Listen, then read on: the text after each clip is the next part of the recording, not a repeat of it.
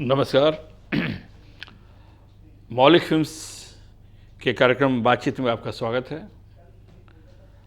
आज हम आपकी मुलाकात करा रहे हैं श्री गोपाल कुमार जी से। नमस्कार। मौलिक फिल्म्स के कार्यक्रम बातचीत में आपका स्वागत है। आज हम एक ऐसी हस्ती को आपके सामने पेश करने वाले हैं, आपसे मिलवाने वाले हैं, जिन्होंने हिंदी फिल्मों उद्योग का लंबा सफ़र तय किया है। आपने मुग़ल आज़म के ज़माने से जो हमारा फिल्मी सफ़र शुरू हुआ, उनका सफ़र आज भी जारी है। आपका नाम है श्री इलाही बख्श, जिन्हें हम सभी लोग प्यार से डैडी जी बोलते हैं। तो डैडी जी, आपका स्वागत है। आपने मेरे बारे में जो बताया है जी, वो उस ज़माने के अंदर फिल्मी दुनिया की बड़ी महत्व था और बड़े बड़े डायरेक्टर लोग काम करते थे। ऋषिकेश मुखर्जी हैं, सत्यजीत रॉय हैं, विमल कुमार हैं, सबके साथ मैंने काम किया है उस ज़माने में। एज ए अप्रेंटिस भी रहे हैं, असिस्ट भी रहे हैं।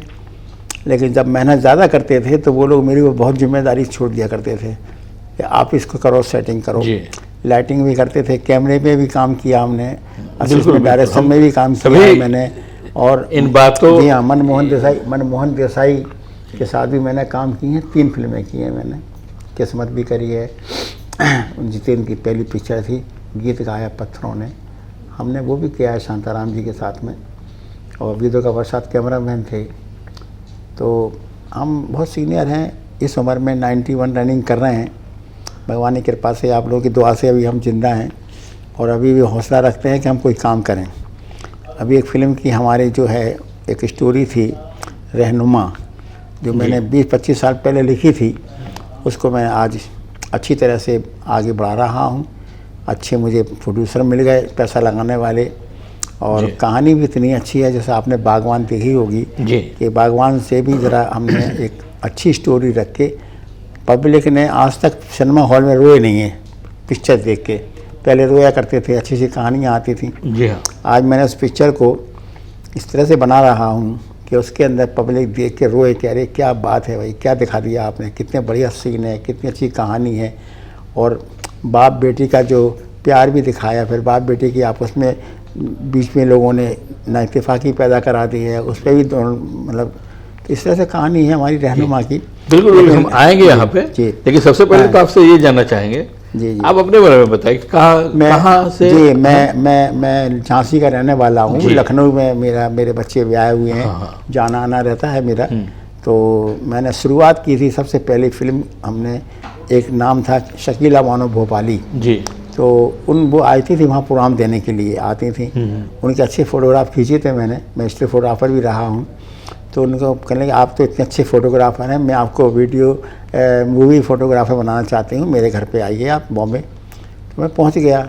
जब पहुँचा वहाँ तो इत्तेफाक से वो नहीं मिली और निकल गई थी कहीं प्रोग्राम के लिए। तो बम्बई में पहली बार गए तो बहुत दिक्कत उठाई हमने। फिर भी अपने एक रिश्तेदार थे, एड्रेस हमारे पापा ने दे दिया था, वहाँ जाके रुके और धीरे से लेके फेमस स्टूडियो में सबसे पहले मेरी एंट्री हुई है, जहाँ शूटिंग चलती रहती थी। फिर एक नरोत्तम पटनी थे, तो वो कहने लगे यार शूट चल रहा है उनका मुग़ल आज़म का, तुम चाहो तो हमारे मिलने वाले हैं, उनसे तो मिलवा सकते हैं। हमने ठीक है। तो वो हम मुग़ल आज़म में के सेट पे भी हम रहे।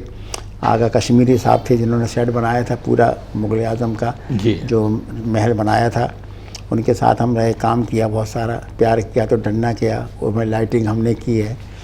तो इस तरह से बड़ी बड़ी फिल्में की हैं। उपकार में भी मैं रहा हूँ बी आर रेड्डी के साथ। के आसिफ साहब के साथ आप किस रूप में जुड़े? हाँ, के आसिफ साहब के साथ मुझे नरोत्तम पटनी ने के जो दोस्त थे उन्होंने मिलवाया हमको और कहा कि साहब ये जो है ना फोटोग्राफी स्टिल जानते हैं, इन्हें शौक़ है इसका। तो उस वक्त माथुर साहब कैमरामैन थे, तो उन्होंने कहा कि ठीक है बेटा सीखो, हम तुम्हें बताते हैं। तो के आसिफ साहब के साथ बैठ के हम बहुत चीज़ सीखा करते थे, बैठते थे और हाँ बड़ा सराहना करते थे कि तू बहुत मेहनत करता है बेटा, बहुत अच्छा तू आगे बढ़ेगा, तरक्की करेगा। तो मुग़ल आज़म में मैंने कम से कम काफ़ी काम किया है, बहुत अच्छे अच्छे सीनों पे मैंने काम किया हुआ है, लाइटिंग की है कैमरामैन के साथ में, इनके साथ डायरेक्शन के साथ में। और क्या कहते हैं, मैंने कई फिल्में की हैं, मुग़ल आज़म भी की है। उसकी परेशानियाँ आई मुग़ल आज़म के टाइम पे, पिक्चर रुकी रही, बहुत रुकी रही। बाद में फिर इंतज़ाम हुआ पैसे वैसे का, फिर आगे बढ़े, कुछ आपस के ताल्लुकात उनके रिश्ते में ख़राब हो रहे थे तो पिक्चर रुकी है। कि आसिफ की जिद थी कि ये काम पूरा करके रहेंगे, उन्होंने ये पूरा काम किया, फिल्म को पूरी तैयार की है और आप लोगों ने सब देखा तो हो गई। एक मिसाल है फिल्म के लिए। नौशाद साहब ने भी पूरा उसमें बड़ी मेहनत करी है। शकील बदायूनी मेरे बहुत करीब थे, नौशाद साहब के पास भी हम बहुत रहे, उनके घर में रहते थे आशियाना बिल्डिंग में। तो इस तरह से वो एक मजबूती थी। अब आज का दौर भी देखिए क्या दौर चल रहा है फिल्मों का, समझे ना।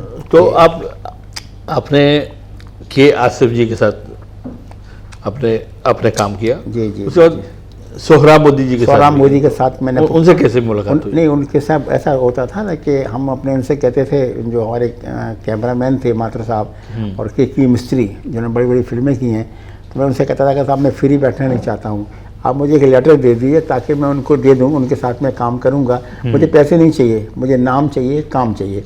तो वो हंसने लगे, बोले अच्छा बेटा तुमको हम लेटर लिख के, वो लेटर आज भी मेरे पास रखा हुआ है। तो मैं उनको दे दिया करता था और वो हमें फिर वो साथ में रख दिया करते, बिना रेफरेंस के कोई काम स्टूडियो न जाने देते थे न काम करने देते थे। तो इस तरह से हमने ये सारे काम किए हैं बेटा। कई फिल्में की हैं, उपकार मैंने की है मनोज कुमार के साथ। उनके साथ सोहराब मोदी जी के साथ कौन कौन सी फिल्में की? एक फिल्म की मैंने, प्रोडक्शन नंबर 3, जिसमें के तनुजा थी और शैलेश कुमार थे। अच्छा। श्री शांत स्टूडियो में सेट लगा था, उनके साथ में मैं कैपिंग करता था, उनके साथ में काम करता था, ये था।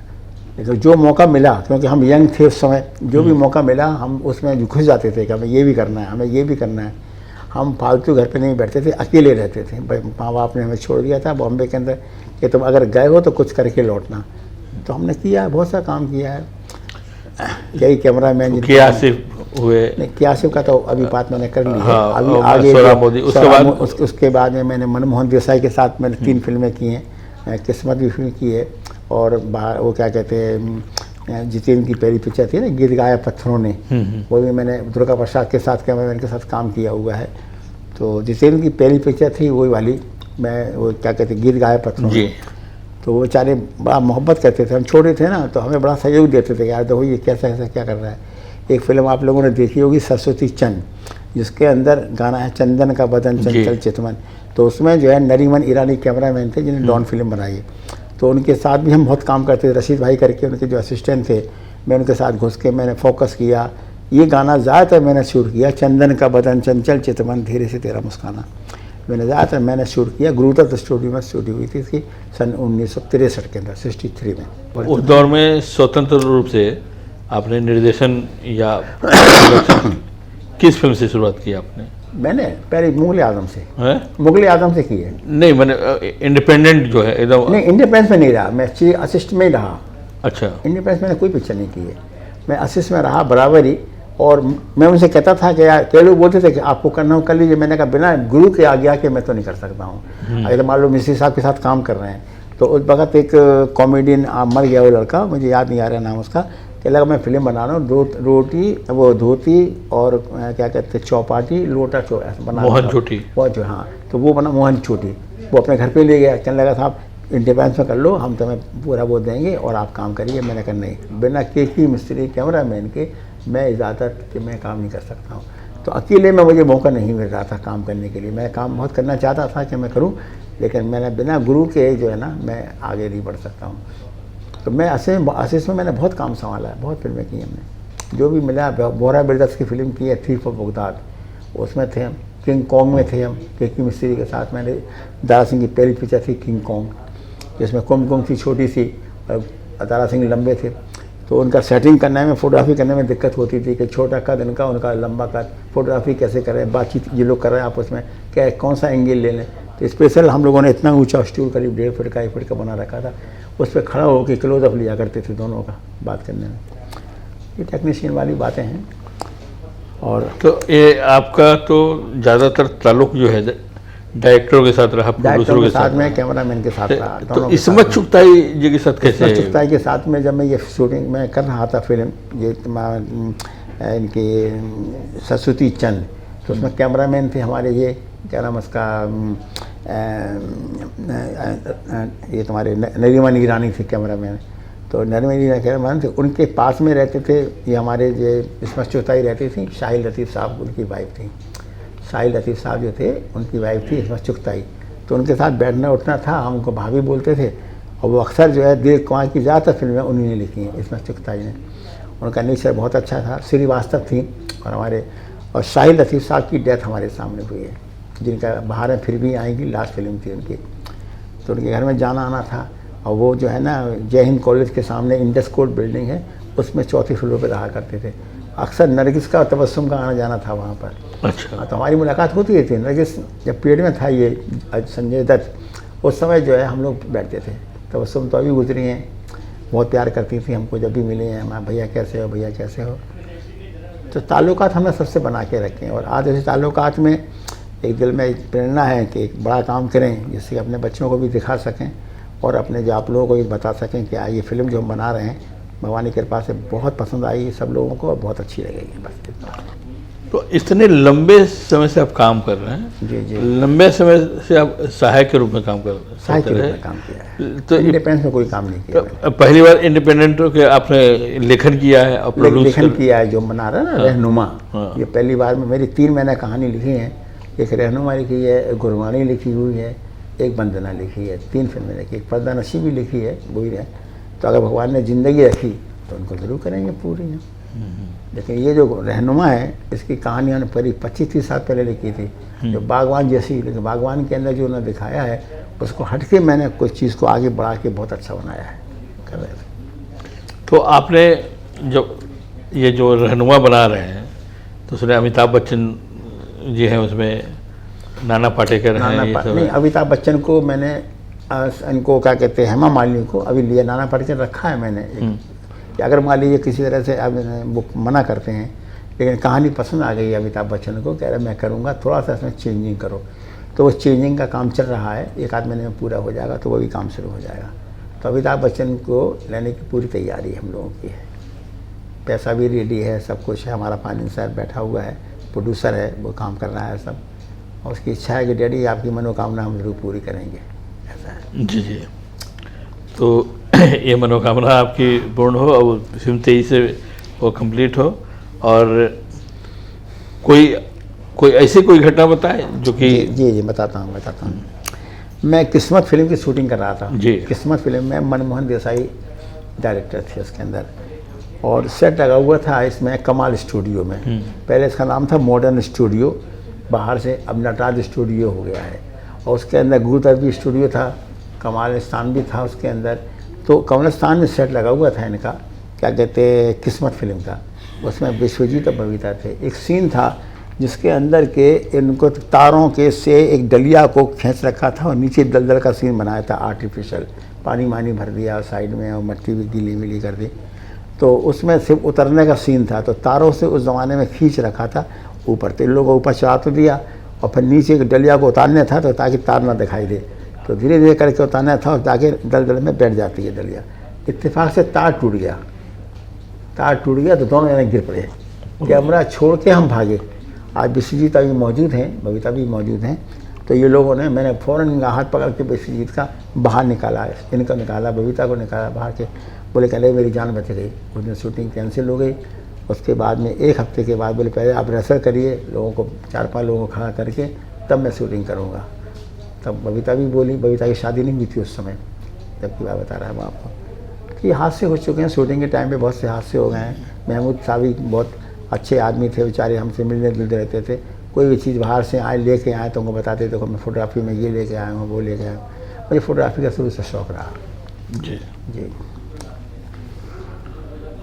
अच्छा, आपने वो ज़माना देखा, अब इस ज़माने में अब 2023 है। जी जी जी। तो क्या फ़र्क आप महसूस बहुत फ़र्क आ गया है। उस ज़माने में मैनुअल वर्क करते थे हम, जब फोटोग्राफी करते थे तो सब जो है मैनुअल लाइटें रखते थे, उनमें डिजिटल, आज आ गया ज़माना, आज डिजिटल लाइटें हैं, हम लोगों में वैसी लाइटें थीं और कट लाइट मारते थे, ये करते थे वो करते थे, लाइटिंग को बड़ा कंट्रोल करते थे। ब्लैक एंड वाइट के ज़माने में मैंने बहुत काम किया है, समझी ना। तो इसलिए मैं चाहूँगा कि अब तो बहुत ज़माना आगे बढ़ गया है फोटोग्राफी में, डायरेक्शन में, लेकिन जो लोग हमने मैनुअल में तो वर्क कर लिया है, आज आप लोग देखिए तो बड़ा मज़ा आएगा।